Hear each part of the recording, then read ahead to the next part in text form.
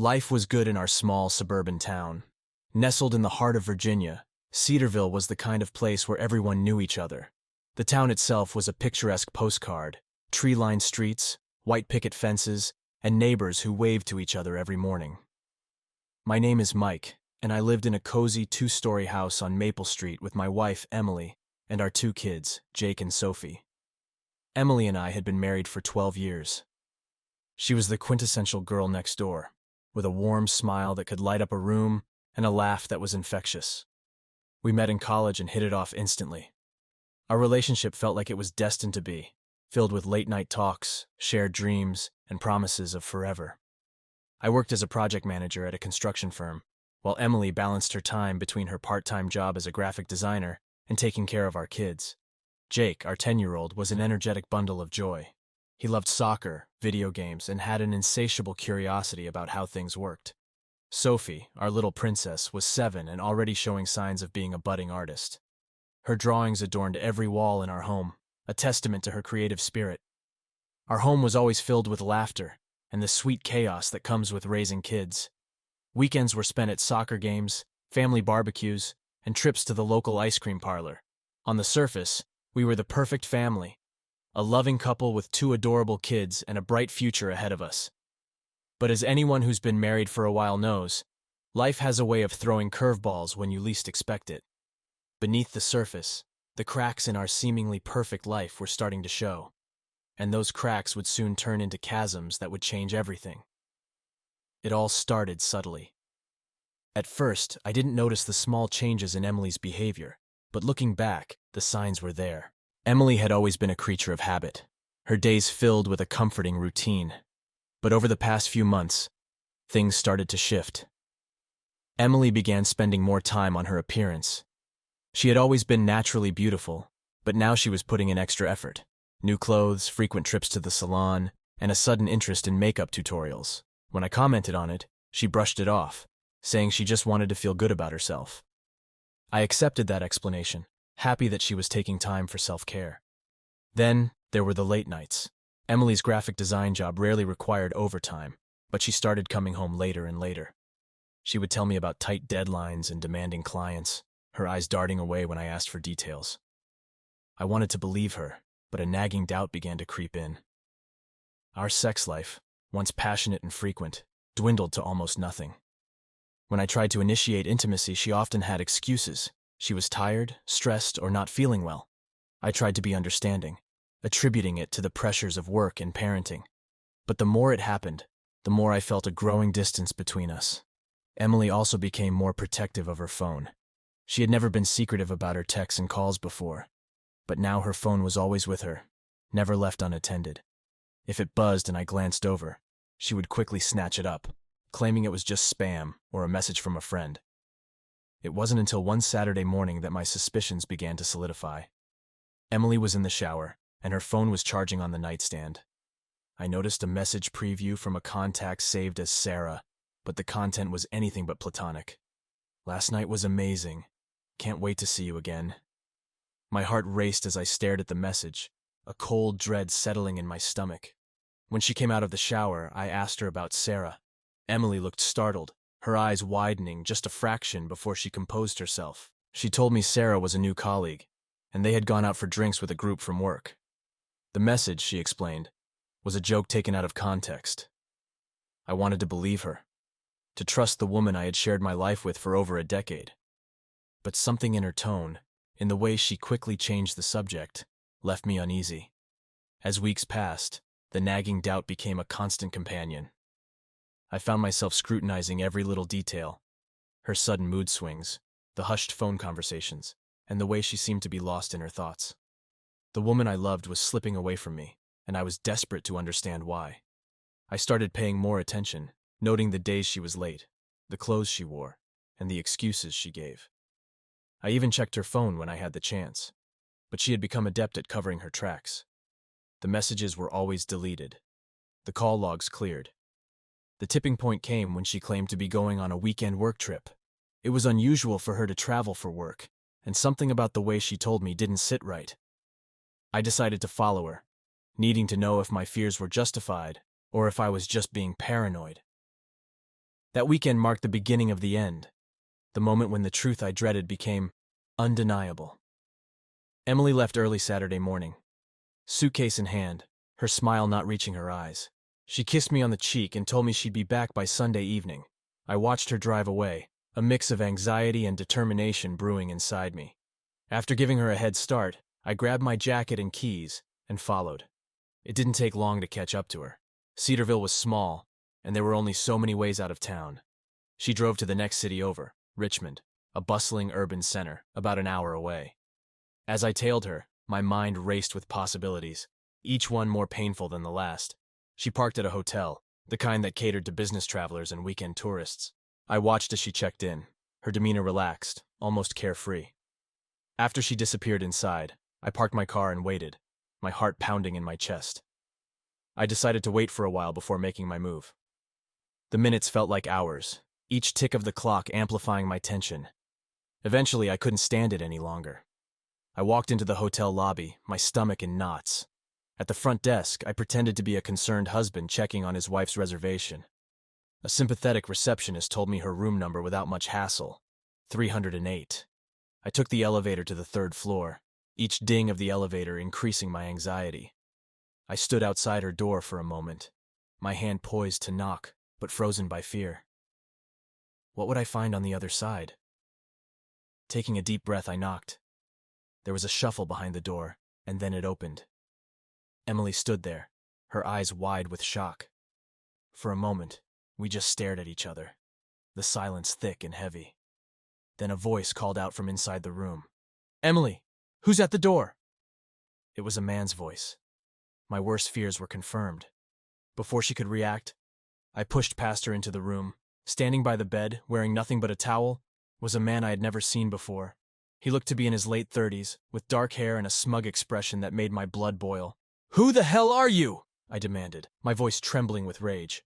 He glanced at Emily, then back at me, his smirk fading. "I'm David," he said almost casually, as if this was a normal situation. "And you must be Mike." Emily stood there, her face pale, tears welling up in her eyes. "Mike, please, let me explain," she pleaded, her voice breaking. I felt a surge of anger so intense I could barely see straight. "Explain?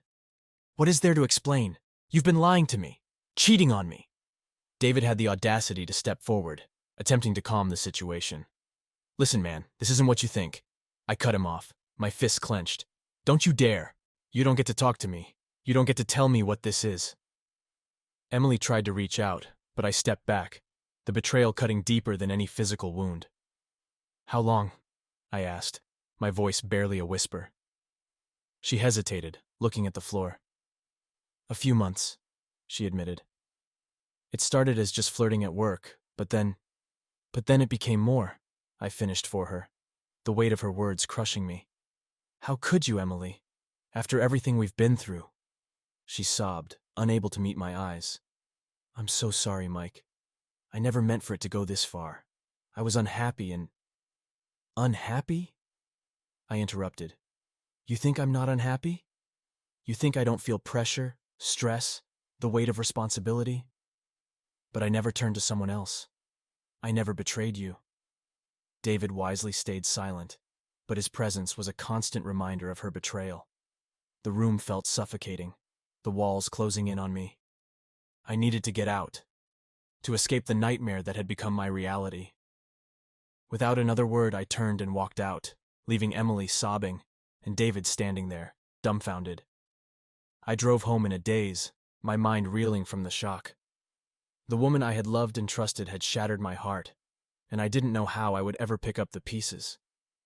The drive home was a blur, my mind racing with anger, hurt, and confusion. When I pulled into our driveway, the reality of the situation hit me like a ton of bricks. This was my home, our home, and now it felt like a house of lies. I sat in the car for a few moments, trying to steady my breathing, trying to figure out what to do next. I walked into the house, the silence deafening. The kids were at a friend's for a sleepover, and I was grateful for that small mercy. I didn't want them to see what was about to happen. I needed time to process, to figure out how to tell them that their mother had betrayed us all. Hours passed, but it felt like seconds when I heard the front door open. Emily walked in, her face tear-streaked, her eyes red and swollen. She looked at me with a mix of fear and regret, but I felt no sympathy. The rage that had been simmering inside me all day boiled over. "How could you?" I yelled, my voice echoing through the house. "How could you do this to us? To our family?" Emily flinched, tears streaming down her face. "Mike, please, let me explain," she begged, her voice cracking. "Explain? What is there to explain?" I shouted.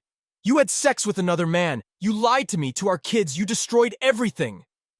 She collapsed onto the couch, sobbing uncontrollably. "I'm so sorry, Mike. I never wanted to hurt you. I was lonely, and David, he made me feel wanted, like I mattered." "And I didn't make you feel wanted?" I asked, the pain in my voice raw and unfiltered. "I've been here, every day, working my ass off to provide for us, to make sure you and the kids have everything you need. And this is how you repay me?" Emily shook her head, her sobs racking her body. "It wasn't about you, Mike. It was about me. I felt like I was losing myself, like I was just a wife and mother and nothing more. David made me feel alive again." Her words cut deep, but beneath the anger, there was a sliver of understanding. Marriage and parenthood had consumed us, and somewhere along the way, we had lost sight of each other. But that didn't excuse what she had done. It didn't make the betrayal any less devastating. "You should have talked to me, Emily," I said, my voice trembling. "We could have worked through it together. Instead, you chose to lie, to cheat. You chose to throw away our life."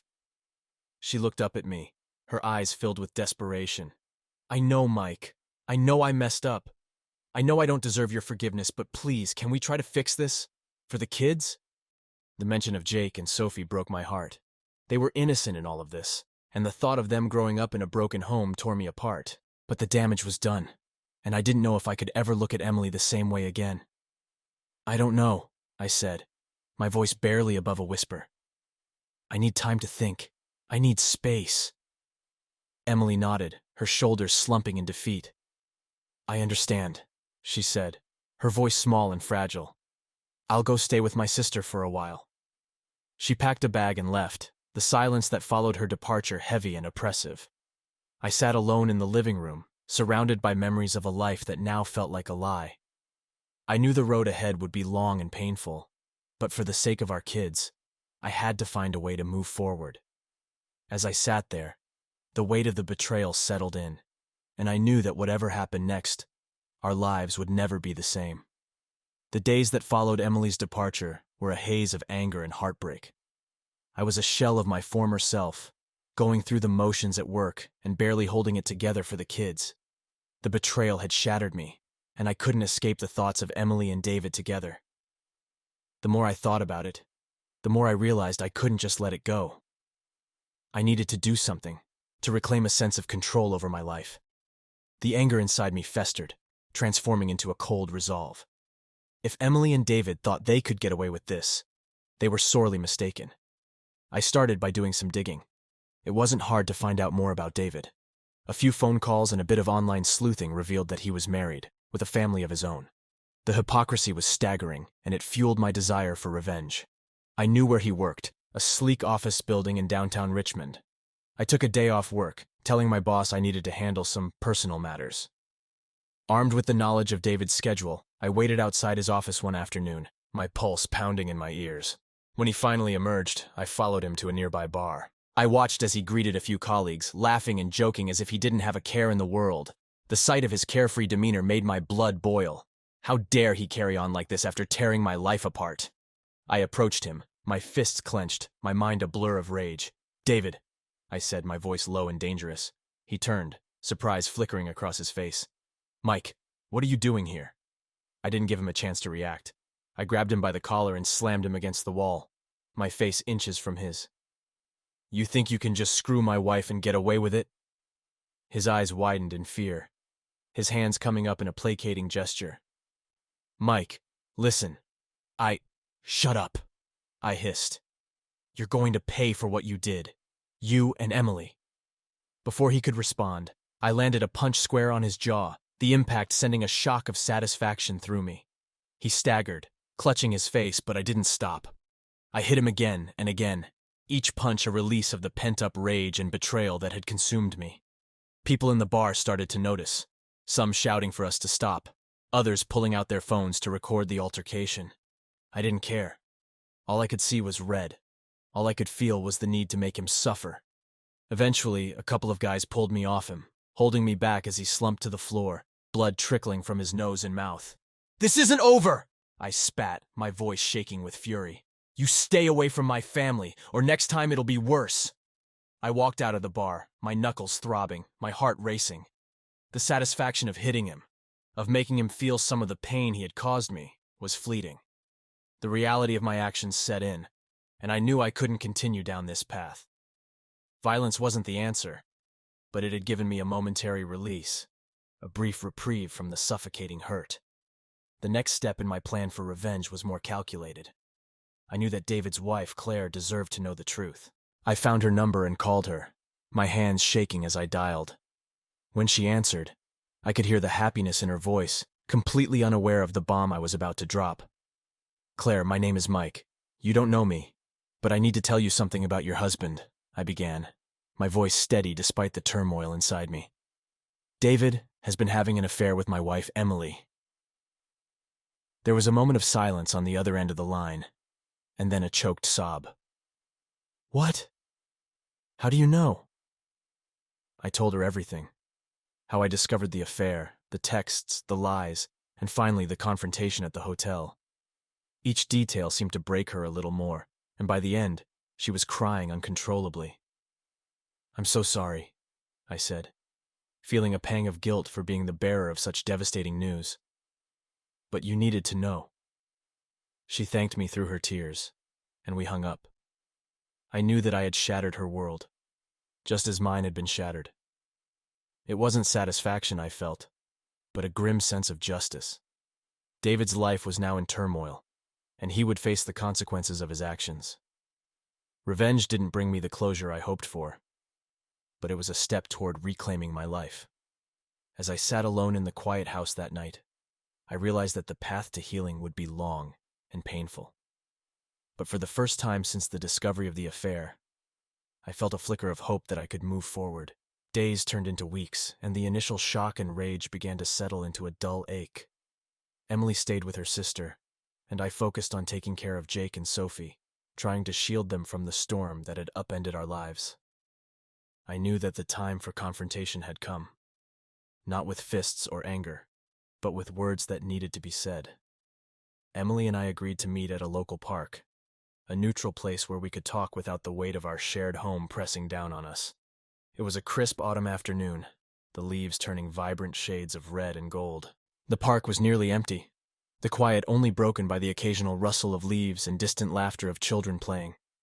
She arrived, looking worn and fragile, the confident woman I had married now a shadow of her former self. We sat on a bench, a safe distance between us, the silence heavy with unspoken words. "Thank you for meeting me," she said, her voice barely above a whisper. I nodded, my emotions a tangled mess. "We need to talk, Emily, about everything."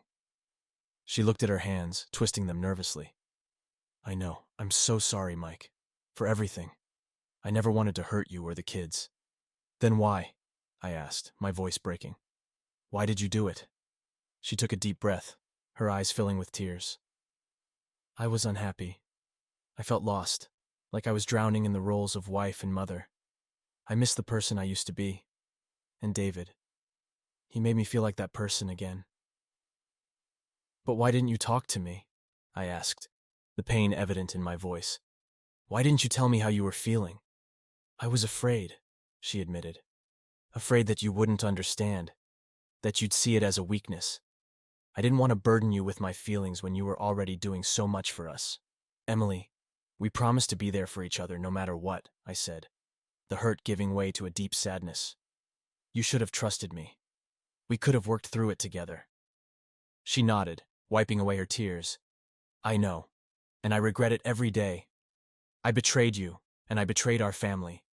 I don't expect you to forgive me, but I want you to know how truly sorry I am." We sat in silence for a moment, the weight of her words hanging between us. "What happens now?" I asked, the question that had been gnawing at me for weeks. I think it's best if we go our separate ways," she said, her voice trembling. We need time to heal, and I don't want to cause you more pain, but I want to be there for the kids, and I want us to find a way to co-parent them without animosity. I nodded, feeling a sense of relief mingled with sorrow. I agree. The kids need both of us, even if we can't be together. She looked at me, her eyes filled with regret. I wish I could take it all back, Mike. I wish I could undo the hurt I've caused. We can't change the past, Emily, I said, my voice firm but kind. But we can try to move forward, for the kids, and for ourselves. We talked for a while longer, discussing the practicalities of our separation and how we would handle custody of Jake and Sophie. It was painful but necessary. As we stood to leave, Emily reached out, her hand trembling. "Can I hug you?" she asked, her voice breaking. I hesitated, then nodded. She stepped forward, wrapping her arms around me in a tentative embrace. It felt strange, the familiarity of her touch now tinged with the bitterness of betrayal. But in that moment, I allowed myself to grieve for what we had lost. As we pulled apart, I looked at her, seeing the woman I had loved for so many years, now a stranger in so many ways. "Goodbye, Emily," I said softly. "Goodbye, Mike," she replied, her voice heavy with sorrow. I watched her walk away, feeling a mixture of sadness and relief. The chapter of our life together was closing, but a new one was beginning. And for the first time, I felt a glimmer of hope that we could both find a way to heal and move forward.